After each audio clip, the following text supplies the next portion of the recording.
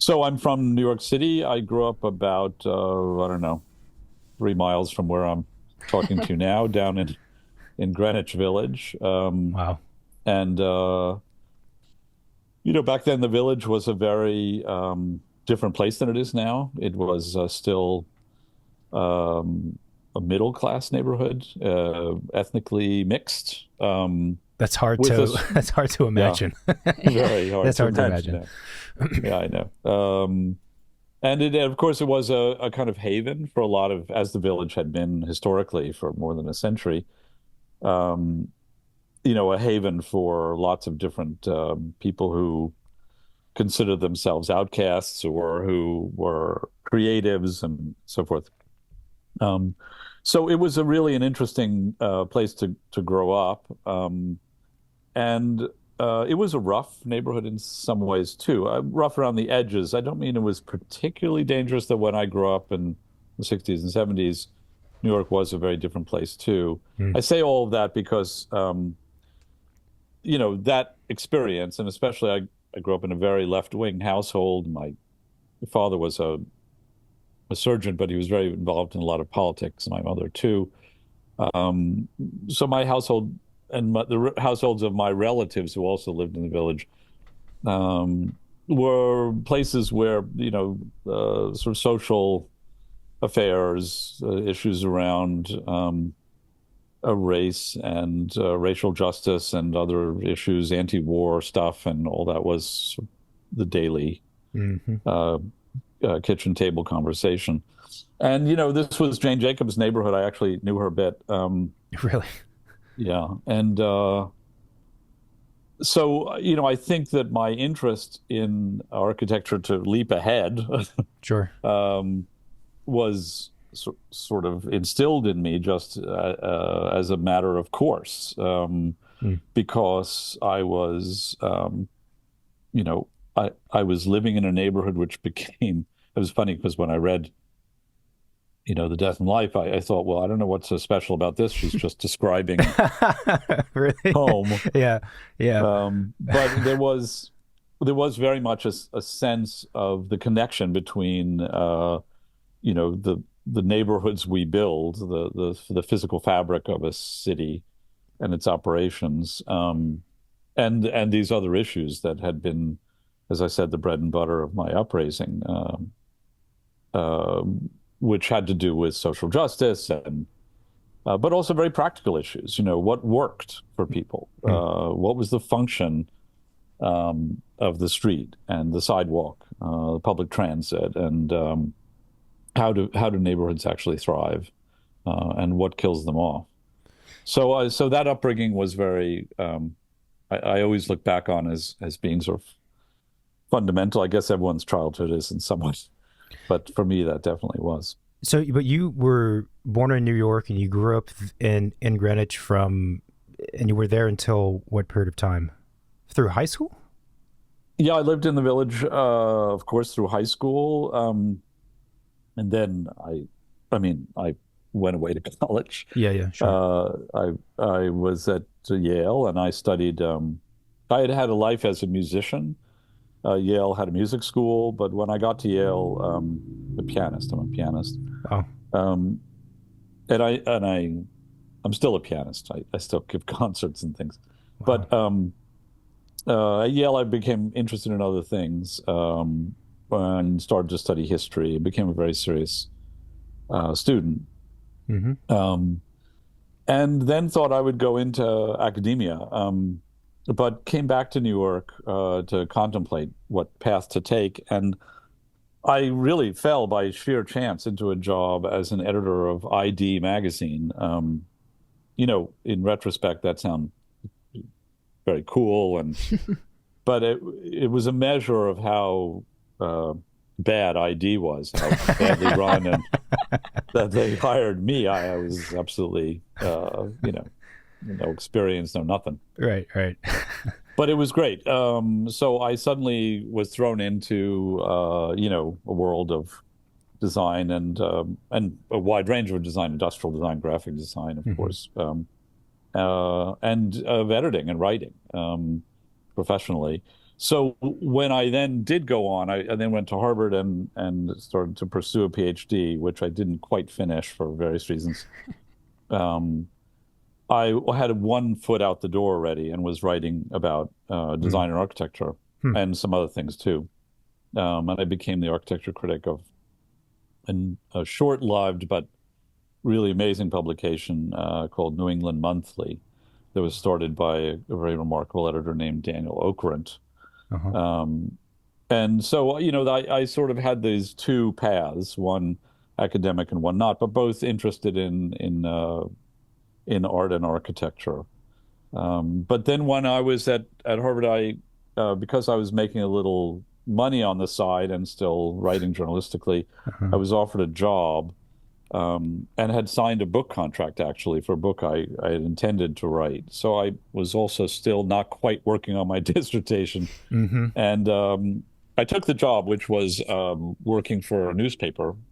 Mm-hmm. Uh, and I'll go into it if you want, but there was a period of a few years in which I sort of intended to go back, although I never really was convinced that I wanted to have a life entirely in the academic world. I think having been outside in the real Mm-hmm. world, Yeah. I was it ties back to my upbringing because my house was full of journals and newspapers and uh, there was a sense I got through my parents and just to my upbringing that there was a public conversation that was a important Mm. part of civil society and democratic um, society, and that to participate in that was a useful thing to do. So I liked the public nature of the conversation, and I liked the democratic nature of a newspaper and magazine writing. Um, so I think what I was really doing was finding a home in which to write that I felt had a purpose outside the academy. Uh, and after a couple of years, the Times hired me. And at first, I was writing about music and then about art because I had been trained at Harvard to do that. Mm-hmm. But my first interest had been in architecture and design, and when I got the job, I was quickly made the chief art critic at the Times. And although I was academically trained to do that, I had really no experience in the contemporary art world in New York. So Huh. it was a little like ID. I was hired for a job for which I was completely unqualified. So I do want to ask a question about that. And there's many Yeah. things to unpack with the story that's been told so far, but I find it very interesting when very successful people who are very good at what they do have their life story and there are key moments when they are entrusted by somebody and hired by somebody to do something that they would seem on paper to be unqualified for.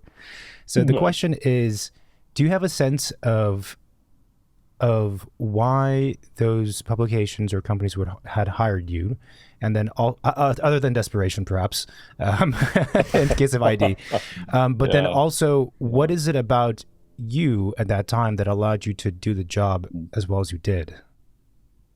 I can't speak for why the Times did this exactly, but I think, I mean, look, I'd like to think that they saw in me the potential to become something that I was not yet. I had been writing for the Times.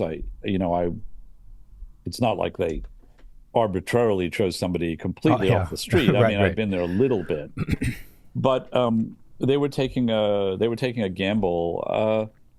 I suppose they appreciated the fact that um, I really, how can I, I don't quite know how to put this. Hard. You're asking me a difficult question. I Why me? know. But I think part of it was also I care a lot about journalism, the standards of journalism, being a good reporter, Mm. doing stuff that is not just thumbs up, thumbs down on criticism. I think I saw and I see my role as speaking to as wide an audience as possible within the context of an institution like the New York Times, and not just answering to the bubble of, and in the case of the art world, it's really bubble society. Hmm. Um, but trying to translate and to make meaningful the issues that uh, that I was writing about, and that these fields address and raise. And I think they saw that because I had a kind of diversity of interests. So I wasn't like there are a lot of people I think who get into a field like criticism Hmm.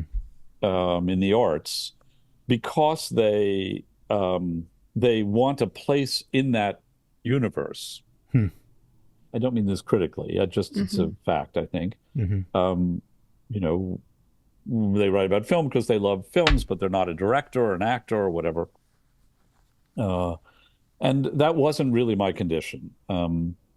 I was coming at this more as a writer Hmm. and as a journalist, even though I had training in this too.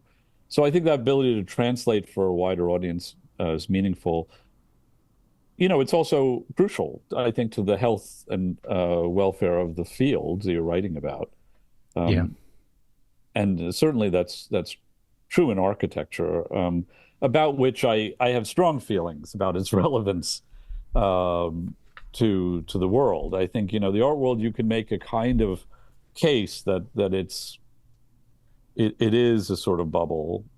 It is maintained an inside and outside, which has a lot to do with the history of modernism, and um, that is now become an economic tool. Uh-huh. Uh-huh. But I think architecture, at its peril, adopts that kind of inside-outside um, uh, approach, and the consequence of doing that is to make a public hostile to or simply uninterested in architecture, when in fact architecture is the story of the world we are building. Do you think that architecture has become, in the past years, whatever period of time that means, Yeah. more exclusionary or more bubble-like than before? No, actually, I mean, I think, look, I've been doing this job now 11 years. I think 12. Um, I just realized my math has never been my strong suit. Um, I think the field has changed quite a lot. And I mean, when I took over this job, I did so with the taking a gamble, but also betting on the fact that there had been a certain exhaustion of a conversation around sort of architecture, and this idea of architecture really as an extension of sculpture in the art world, Hmm. and that there was an appetite and a new younger cohort of people going into the field um, who were interested in thinking of architecture differently and in broader terms. And so I do think that the last number of years have changed the conversation around architecture, and I think for the better. Yeah, that makes total sense. I think that even so, I taught architecture off and on for about 6 years. I don't teach anymore, but because of that, have been exposed to even the younger generation, different from mine, which I feel like the Yeah. generation differences are getting tighter and tighter in terms of years. But Yeah. but anyway, so the younger generation below me, they are 100% much more concerned with certain issues that even my generation, when I was in school, they were around, but they weren't talked about as heavily. So social justice, sustainability, ecological concerns, basically those things, those are Mhm. at the forefront of every student's mind. Like 95% of them. It's kind of remarkable to hear it from them, and it seems to be that they come up with those ideas, or they come up with they declare this is important before we even have to tell them it's important as teachers. They Yeah. just come to the table already with, how do I solve this problem with architecture? And it's Yeah. both refreshing and also, yeah, I guess I said, surprising. I'm like, wow, okay, you're a first year student. Let's have this conversation, I guess. Yeah. I teach at Columbia at GSAP, and I agree.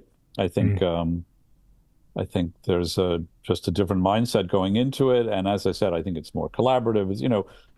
I think at a lot of elite schools, you still have, at least among the architecture students, the idea that everyone's going to become Zaha or Brenner, Yeah, sure. something. But I think within that there are now different models, Hmm.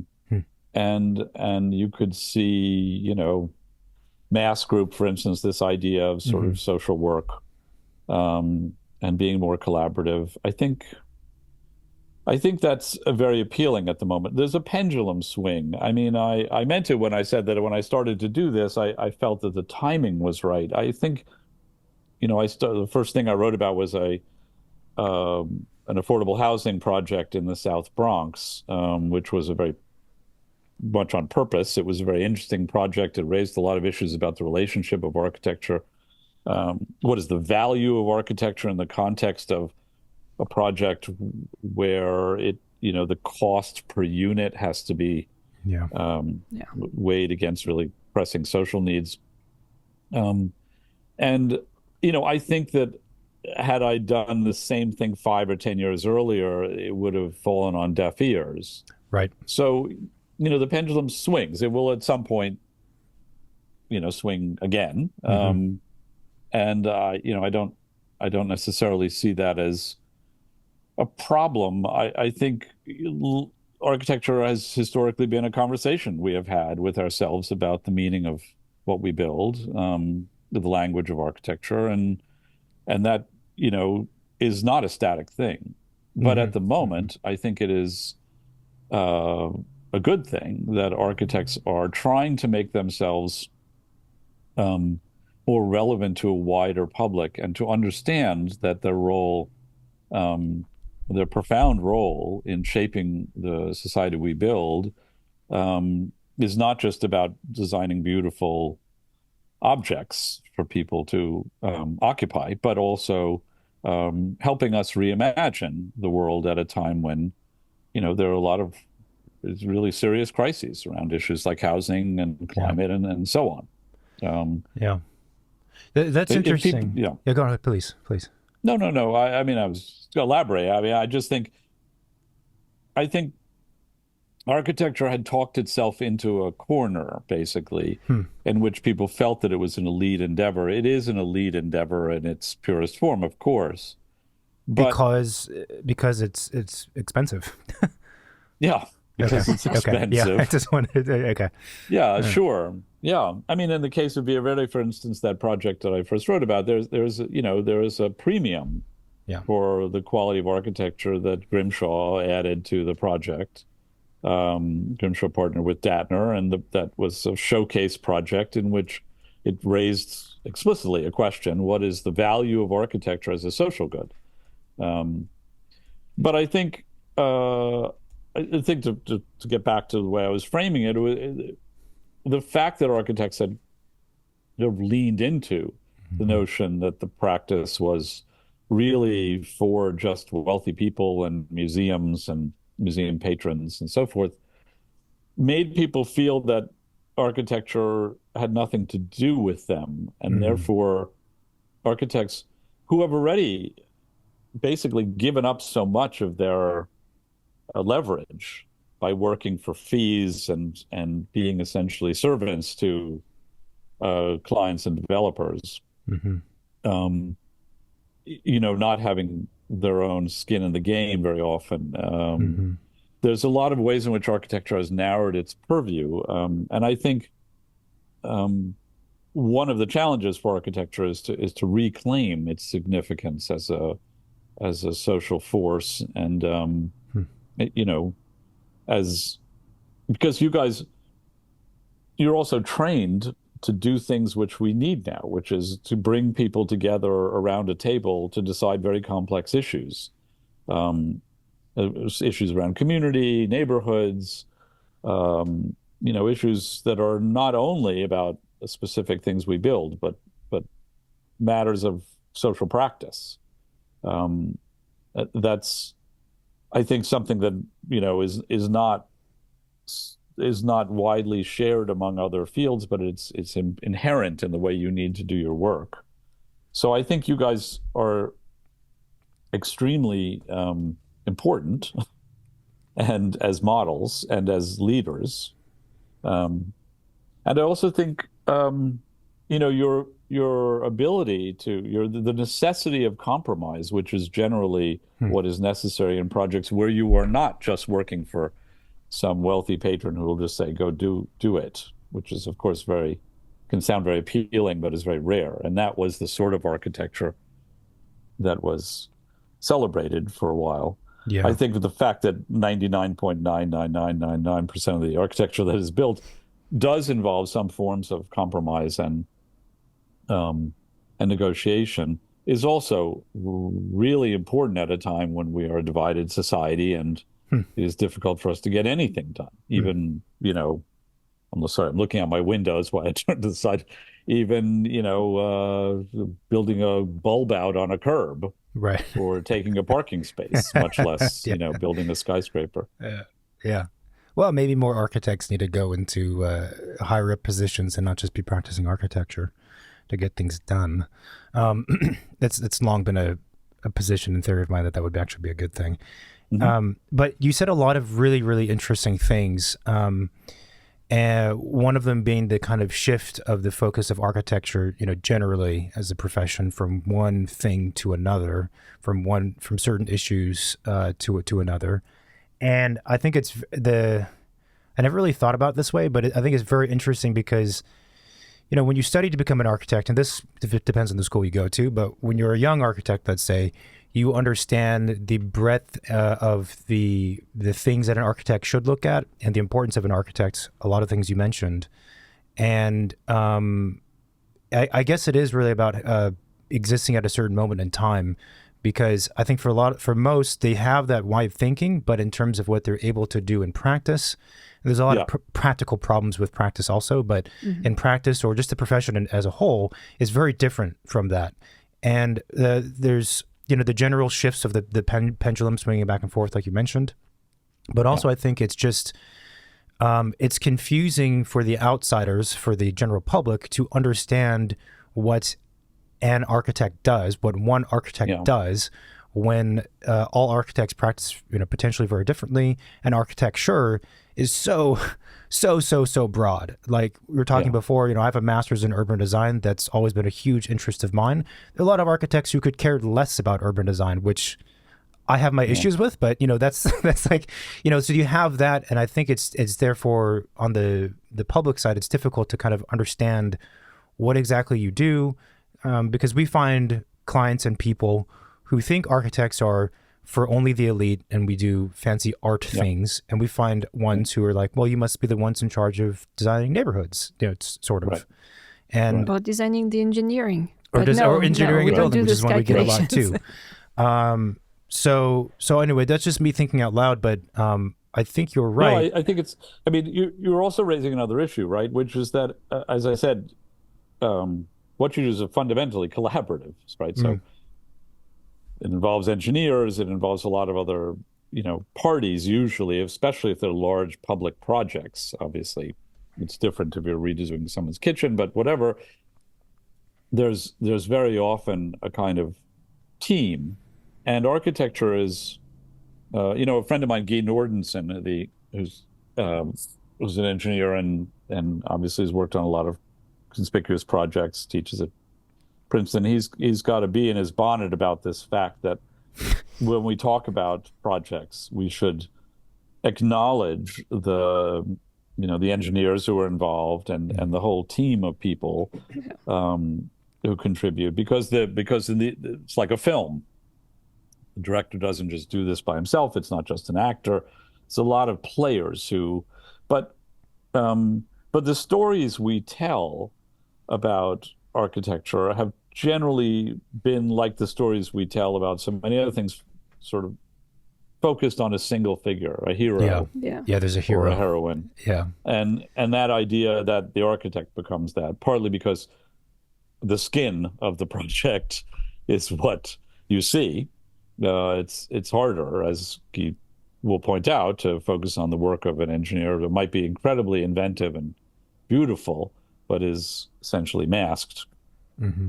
in many cases. But whatever, we tend to do that process of heroizing to the extent that people even know what an architect is. Yeah, They that's true. presume, of course, that Yeah, yeah, that there is this whole thing that you've done by yourself. Um, but I just wanted to get back to something you said, which is this disconnect between the idea that you're an architect, but you're somehow, you know, not related to, not interested in urban design or urban planning or um, or landscape, whatever. It's just, I think, also a problem. Um, yes, yeah, yeah, A big one. yeah, yeah, a really big one, and it's mysterious again to people outside the field. They don't know a difference between an urban planner and an urban designer, and they don't. Why should they? sure. Um, but I think that sort of siloing of responsibilities and ideas is what has also created a problem for architecture, because it's as if the architectural aspect of the work exists in a vacuum Hmm. and not on a street, in a community, Mm. in a context, Mm. and that's how people experience it. Right. So this disconnect between reality, effectively, and the profession, um, is, I think, detrimental to the profession Yeah, as well. I agree entirely. That's why I've always thought about certain architects' work and this work coming out of certain schools as being more like architectural research rather than architecture. Which Mhm. is to say, it's not invalid, it's not important, but at some point, if all of your focus is going just to the mechanics of this new facade, that's great for us to learn from. But if I got to be the judge of the building, I don't know if I would say it's architecture or that it's striving to be architecture. I think it's just trying to do architectural research. And I think the Mm. problem is that a lot of architects, and I guess also the general public, is a confusion between the two. Yeah. And Yeah. I think as a person who's always been interested in these broader issues, it's just personally frustrating. It's like that's I like it. Yeah. It's cool. It has some value. Yes, it contributes, but I don't know. There seems to be a lot of other conversation to be had about, as you put, reality, which is, I think, a really interesting way to put it. Yeah. Well, and also I think kind of like the ground level of the buildings, in general, how they interact with the interstitial spaces, the building that's next to it. Even if it's just a mid-block building sandwiched between two others, there's still a front, an Yeah. entrance, and an access. And it's not because you have cool mechanical facade details that it's Right. actually doing anything on the day-to-day person who's walking by or living near. Right. So it's a lot about who you're doing this for, Yeah. and who you consider the audience for this. I mean, I should hasten to add that a lot of the most interesting material, physical material, formal invention, it helps push the language of architecture forward. Oh yeah.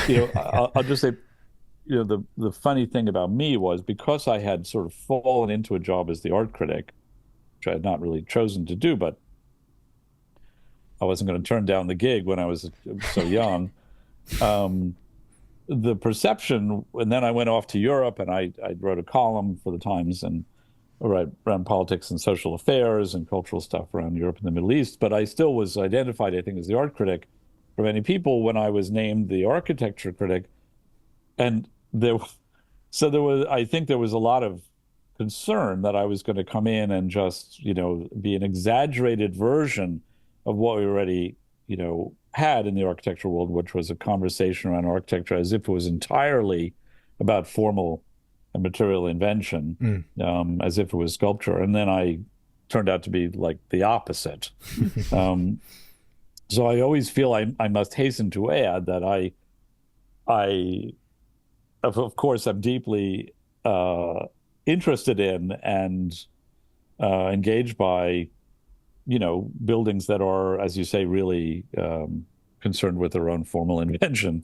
Yeah. But Yeah. I think I make choices because of just a limited bandwidth about what is useful to write about, Huh. and I very consciously have wanted to say, in speaking to architects and especially to young architects, if you do projects which may not be the most extraordinarily, visually spectacular, but have other, um, you know, other qualities, whether that is, for instance, working within extremely limited budgets on, let's say, deeply affordable housing and doing something that's, as good as one can do under those circumstances, that the thing that I can do is turn a spotlight to projects like that, because that Yeah. is another sort of work. Yeah. Yeah. That deserves both dignity and to get the kind of attention that is going to draw some of the most gifted designers to do that work and get that attention themselves. I think that's part of my role. Yeah. And one reason I've written more about that than about, say, Rex's Perlman Center in New York, which is obviously a kind of amazing work of architecture. But, it isn't social housing.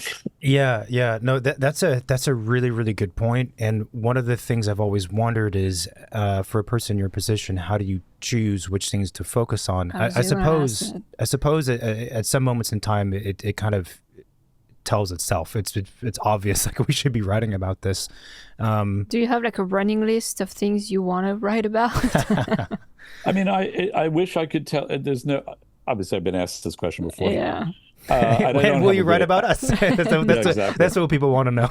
Oh, no, don't write about us. No, I don't mean us. I mean, like, whoever it was in the past. I understood what you meant. And yes, implicit in that is often, why would you write about us, or when will you? Yeah. There really isn't I don't really have a great answer, because it's not a systematic thing. It often has to do with, yes, there are some things that present themselves to me that I feel I really need to do. This year, for instance, there were two projects in New York.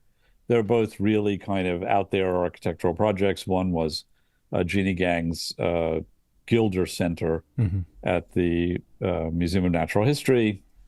I had written before about that as a project in the works and as a issue of NIMBYism in the neighborhood and stuff like this. So I wanted to follow up on it, but it was also sort of a gamble architecturally that was interesting.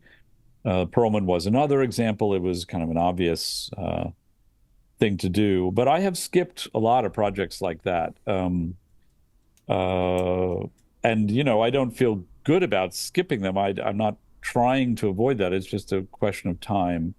And as I said, of using the spotlight that I have to create certain kinds of emphases, which are not meant to diss other things exactly, but are meant to honor some things which have been underrepresented. I'll just tell you right off, I don't know if I've ever said this before, but when I took over my job, Michael Arad's memorial at Ground Zero opened like the day after I got back from Berlin. Wow. And the question arose whether I would just review that, because that was the obvious thing to do. Yeah. And I quite consciously said no, because I did want to establish a different kind of logic to what I would be doing. And it was not to, I have great respect for Michael Arad, and I don't want to go after him or this here. I have my issues with that particular project, but that was not really why I didn't want to write about it first. It was mostly that I just thought we need to just turn this ship around a little bit. Yeah. And so let's just start another conversation before. And I was a blank slate, so I knew that I was sort of going to have to establish myself with a skeptical audience. Mm-hmm. And there are times when I have since then had to make certain kinds of choices like this. But I can't tell you that there's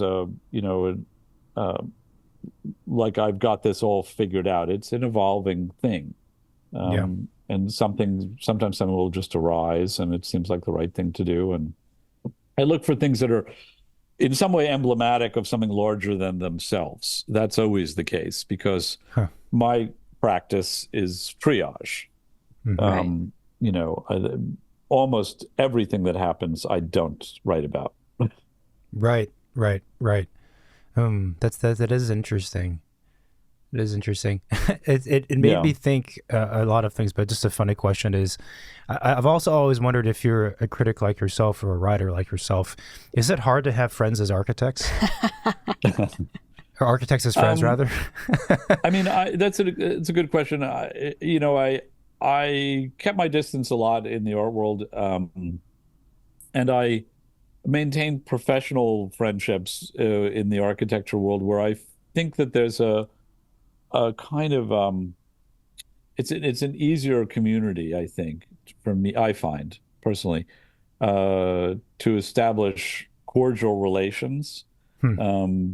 I could not do my job at all if I didn't have the ability to talk to people, have people I could consult with and feel comfortable chatting with. I think it's always important to talk to the architects whose projects I'm writing about, and I don't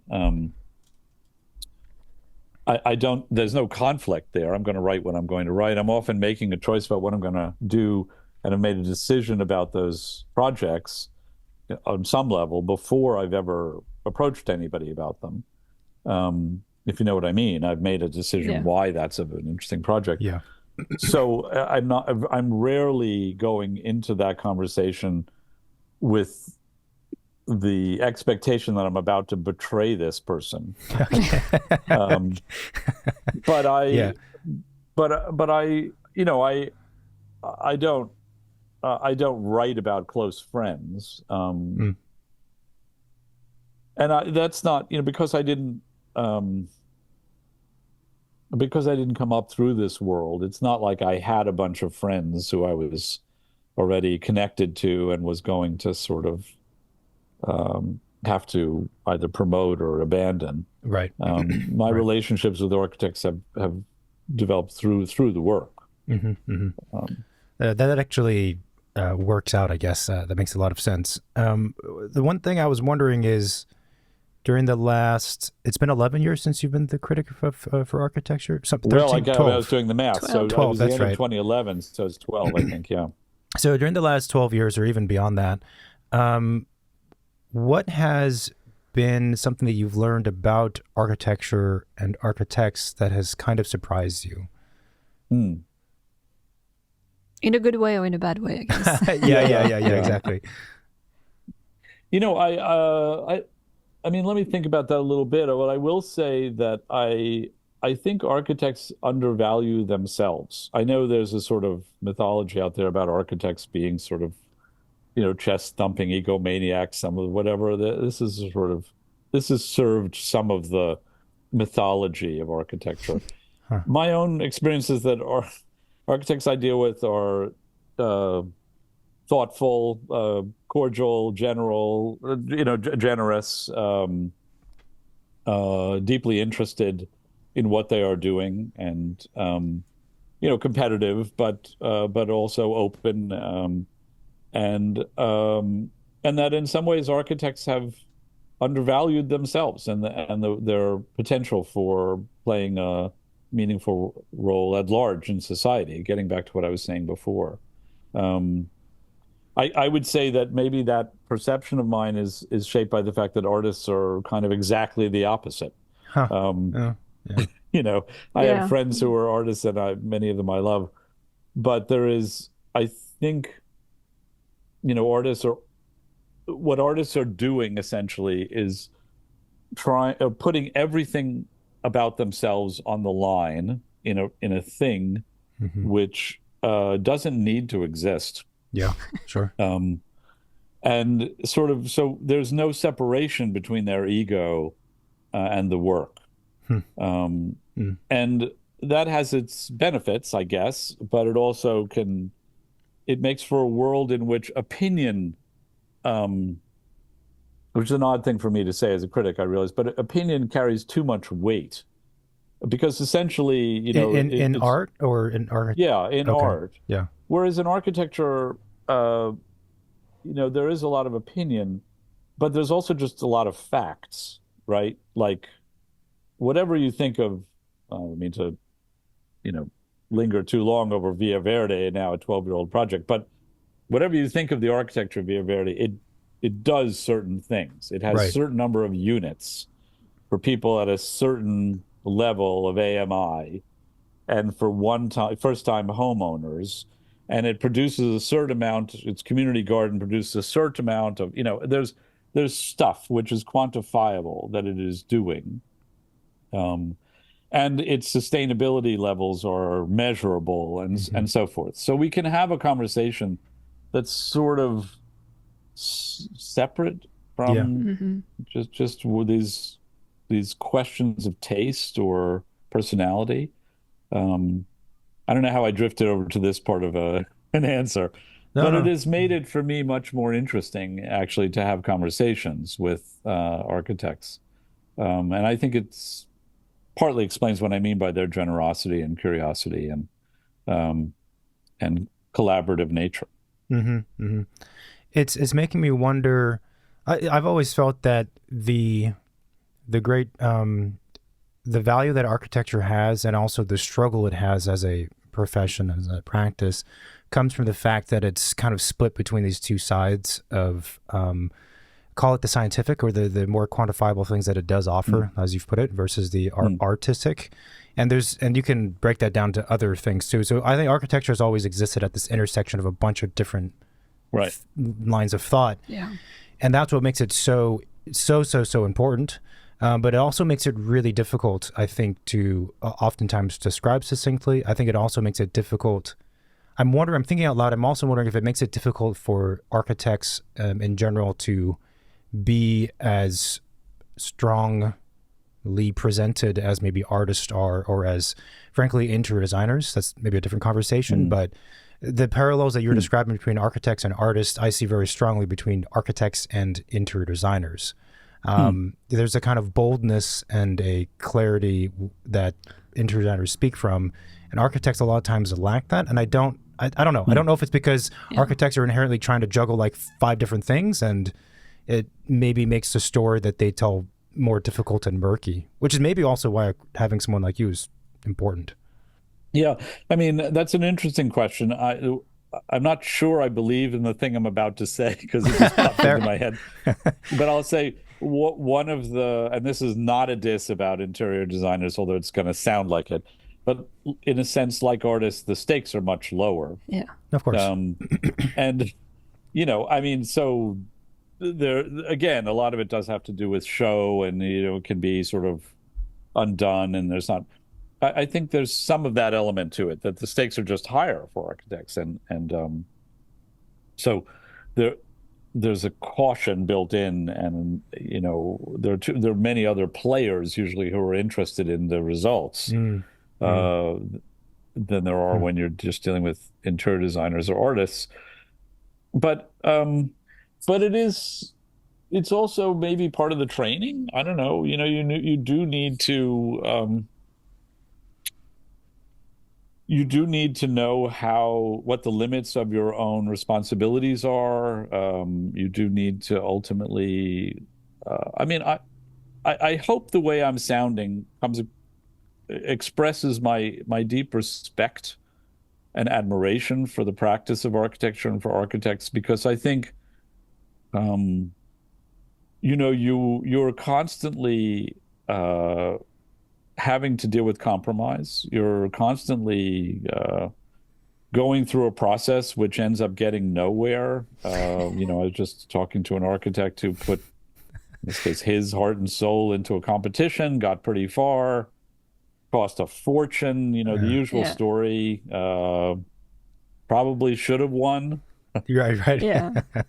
Didn't. And that's the end. Yeah. That's it. I mean, that sort of thing is that's a lot to deal with as a kind of fundamental aspect of your occupation.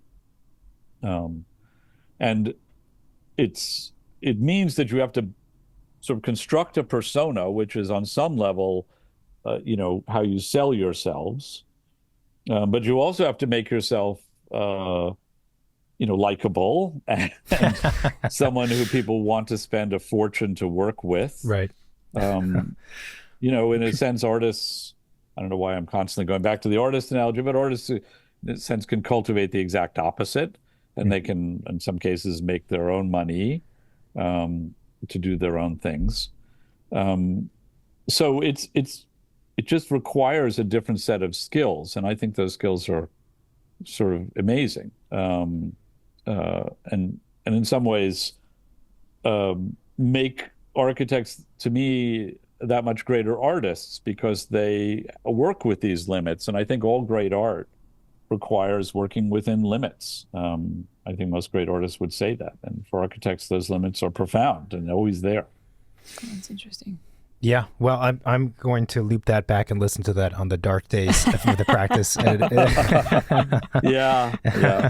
A few minutes ago in the conversation, you were talking about the value of architecture, and it's an interesting thing because on here, obviously, we talk about architecture a lot, and we talk to a lot of architects, and so the value of architecture, which kind of bleeds through the podcast, kind of just over time. But I want to ask you, in your mind, what is the value of architecture? I recognize that's also a pretty big question, and it's also a question I would say that sometimes, like if we ask different architects, we would probably get different answers. And so it's an interesting thing. I mean, I think architecture is the chronicle of our civilization. It is who we are. It's the most public record of our values and what we wish to leave behind. Although buildings are not permanent, Sure. they're, I think the most public record that we have of civilization is through the remains of architecture. And in any case of our relatively recent history, which means the last few hundred years, it's what we live with. It's what we decide is the world we wish to live in. And it has evolved. Its language has evolved. Its engineering technology has evolved in ways that are also expressions of our shifting values and our shifting knowledge as a civilization. So, I mean, I think architecture is a record of us, and but it's also more than that. Okay, I'll go back. Via Verde. So, what is the premium? What is that value that is added? Since your audience is, I'm sure a lot of architects. My argument was there is value to that, that is worth the premium, even though you could build a much less distinguished building with more units at a time when we desperately need more units of affordable housing. That would be, that would serve the purpose. But I think the answer is in the architecture, which is that it has given, in a neighborhood where for many generations now, there has been no sense that the rest of the city should care or has any investment in this part of the Bronx, that this is a place that deserves the same level of dignity, the same complexity of artistic expression as any other neighborhood. It's a monument and a testimony to the value of the people there. And the fact that Villa Verde has, over these 12 years, done very well It's been very well maintained. It's very well regarded that the residents have treated it well and other people have come to think of it well. It is as a consequence of that architecture. So, I mean, I think that's one of the most profound. You saw that in Medellin, for instance, as well. There's a desire to sort of give you another example far afield, the desire to put works of really distinguished architecture in informal, poor slum neighborhoods in Medellin that had actually no real architecture at all, was a way of saying, we value you as well, and you deserve no less as public money. We will go to your neighborhood to see something important, just as we ask you to come to ours. So there's something, I think, deep and profound about that.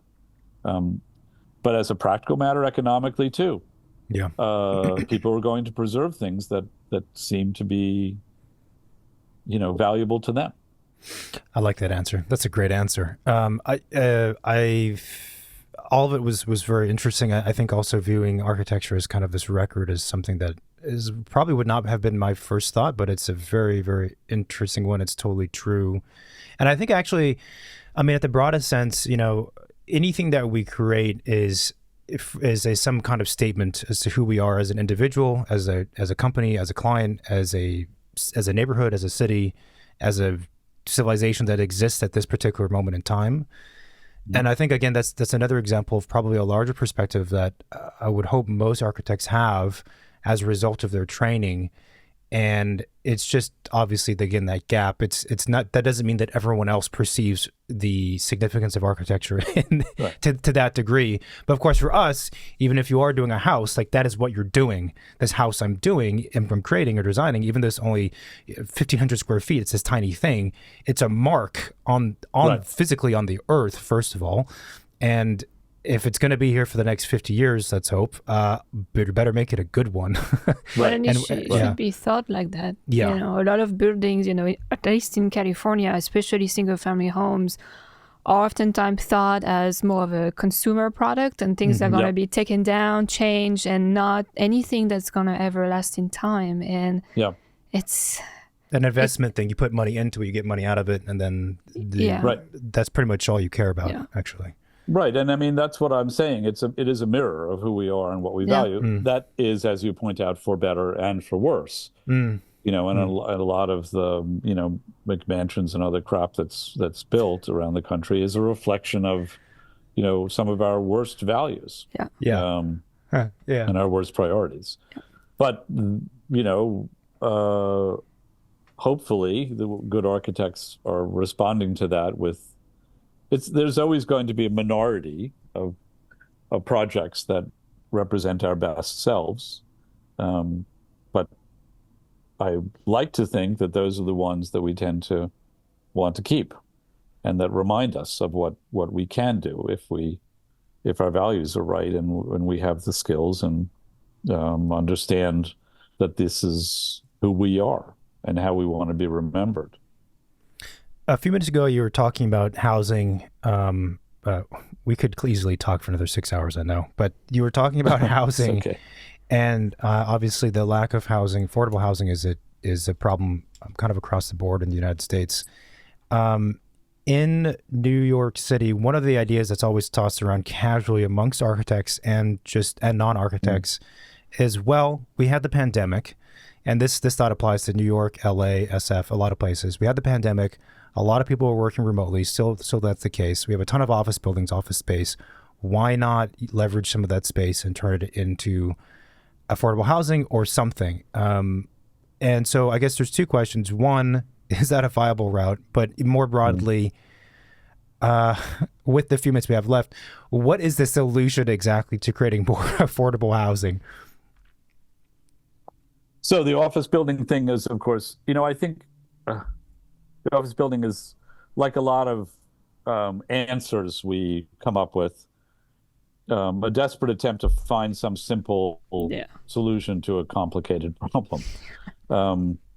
Office buildings are not the solution to the affordable housing crisis. As I'm sure you guys actually know, There are buildings that can be converted, older buildings with floor plates that are not, like most of the larger, more recent office buildings. And those conversions are complex and expensive and do not probably yield affordable apartments. They might yield some apartments, and we can use more housing, period. So what one can say, I think, is that office buildings are part of a larger solution, a slice of the problem, but not the whole thing, obviously, not anything vaguely like it. I don't group New York, LA, and San Francisco in the same bucket because, New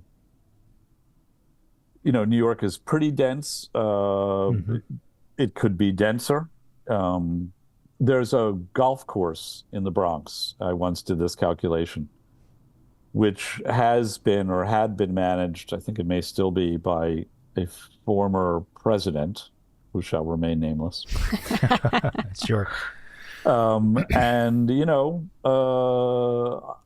that's a bunch of acreage. I did the calculation at some point, and if it had the same density of housing as Manhattan, if it were converted into a place for new housing, that alone would yield, I don't know, I forgot the number now, but something like 60,000 units. Yeah. Okay. Yeah. So there is even land in New York, but it's a complicated question. In Los Angeles, you enter into a much more complicated question because there is an abundance of land that could be built into housing. You have every single large avenue and street and boulevard there basically could be built up. So there's no shortage. You have all these huge boulevards with 3- and 4-story houses or retail strip malls and so forth. What you have is resistance to that kind of densification. Yeah.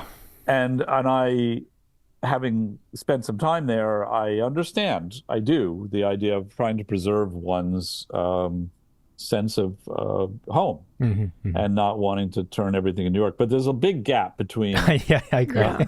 Well, this is the thing, is that most people, when they hear multifamily housing and they hear 4 stories or whatever else comes across their ears, they immediately jump to imagining somewhere in Manhattan or something like that. And there's plenty of ways to retain the experiential identity of a place like Los Angeles, while also giving a lot of housing to people. It's not a right.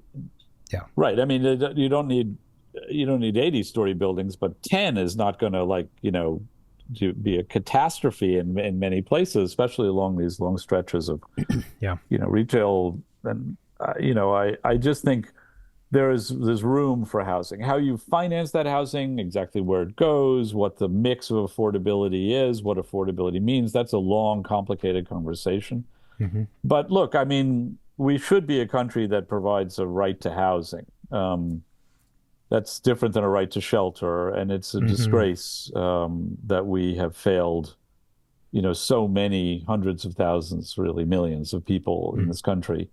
And have made housing so difficult. And that is because you also have a lot of people who consider themselves progressives who, for their own reasons, have decided whether it has to do with historic preservation or neighborhood preservation or environmental reasons, if that's what they claim, who resist more development. And, sure. This is a political problem, and now we've come full circle. We can't really talk about architecture and the role it can play in dealing with society's needs without broadening the conversation out to these other issues, which are about where we are as a body politic. The city that came to mind in that last portion of what you're saying was San Francisco, which I'm sure you know. It's a very strange place because it's very progressive. It has that history and it is that way, but it's also hyper conservative. I have two things I wanted to hear your thoughts on. One, one was the USCB dormitory that was, quote, designed by Charlie Munger, R.I.P., I guess. Yeah. And the second is a completely different thing, is the, and I'm forgetting the name, I think it's the Sainsbury Wing in the England. National Gallery in London? Yeah, that's it. Yeah, okay. That was designed by VSBA, or Ventura Scott Brown, and is now going to be undergoing a complete redesign or remodel by, I forget the New York architect. Seldorf. Annabelle Seldorf. Yeah. So those are two extremely different. I know. Those are just personal questions of mine that have nothing to do with each other. It's a wildly random project. So, I mean, I don't know a lot about the dorm. I was tempted to write about it. It just sounded insane, is the truth. Okay. Yeah. And I'm glad it's died a death, a proper death, because that was never really going to work. I mean, by the way, that does raise the issue of converting large-scale office buildings. Yeah. Because the floor plate's just so enormous. You have no place to bring in light and so forth. Yeah. So I don't know what to say beyond that, except I'm glad that's not going forward. Although, as a writer, of course, that would have been a wonderful target. Juicy subject. Yeah, juicy. Yeah, and exactly the wrong patronage and architect, and if they can call it an architect. Yeah. The Sainsbury Wing, So this is a longer story.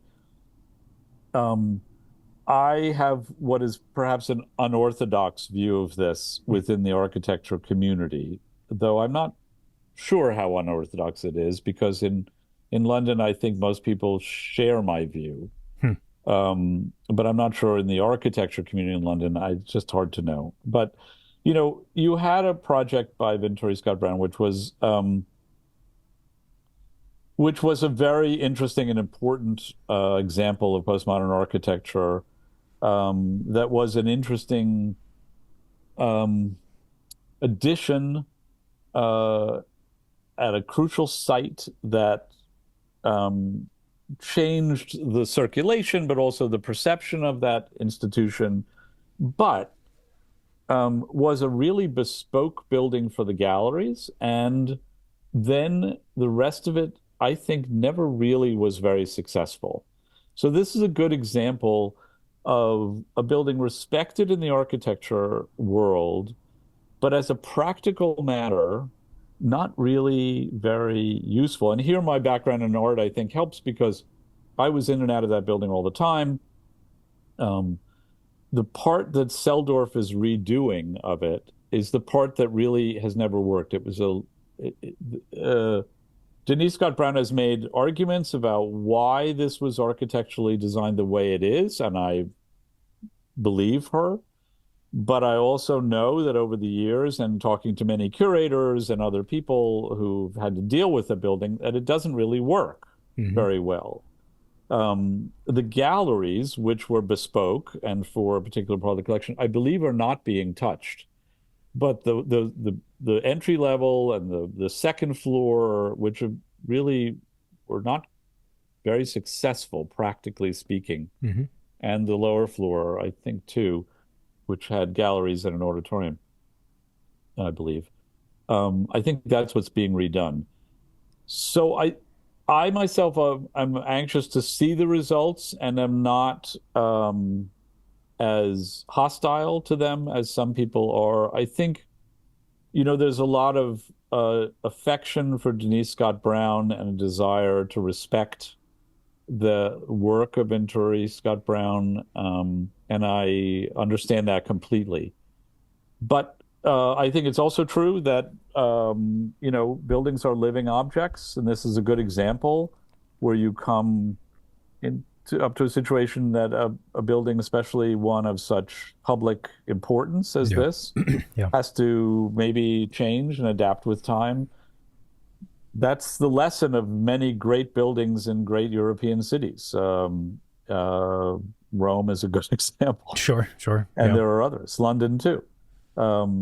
So I know that there is a desire to respect her concerns, but I, for one, am anxious to see how this turns out. And that comes from my own feeling that the building was never entirely successful. So we'll see. Gotcha. Yep. That makes sense, and we are also very intrigued to see what happens. I know we're coming very close to the time here. The final question, which we typically ask, is what is your favorite building? Oh God! But we'll have you on the show again for sure. I have no doubt. So the other question you can answer instead, which maybe will be easier, is what is your favorite neighborhood in New York City and why? Oh, okay, that one's That one's easier. that one's a little easier because I'm going to answer it by saying this. One of the joys and unbelievable privileges of my job has been that I get to travel all over New York. Even as a native New Yorker, I never saw this much of the city, never had to go to places where I go. Right now, by the way, I have an appointment and then I have to run to Sunset Park in Brooklyn to look at a new affordable housing project that includes a new library. It's really interesting project. I didn't spend my time running off to Sunset Park Sure. in the old days. So there are a lot of neighborhoods in New York that I really love and that I could imagine living in, actually. But I'm a villager at heart, and I still love the village, although I could never afford to live there now. But there are things I just it's more like all things about love. It's not rational. It's just emotional. But there are things that I still love about it, and there are still remnants of the old village. Almost. For me, it's almost like going through one of those Harry Potter doors. I still see people and places that have not changed.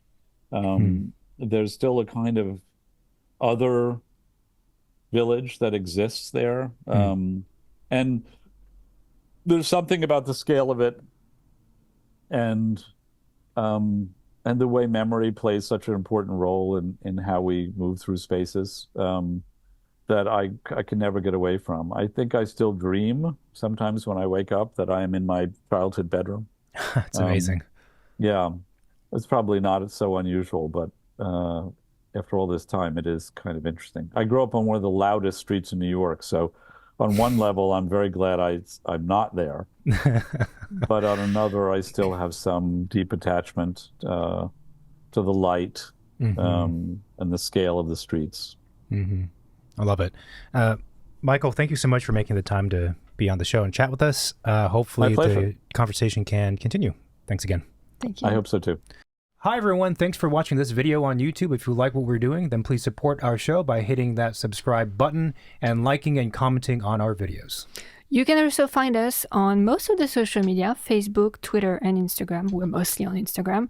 And you can reach out to the hotline, 213-222-6950. You can send a text message or leave a voicemail if you have any reaction to this recording, any questions you might have, or guest suggestion. Feel free to send it our way. Cool. Thank you for watching and see you next week. Thanks. Bye-bye.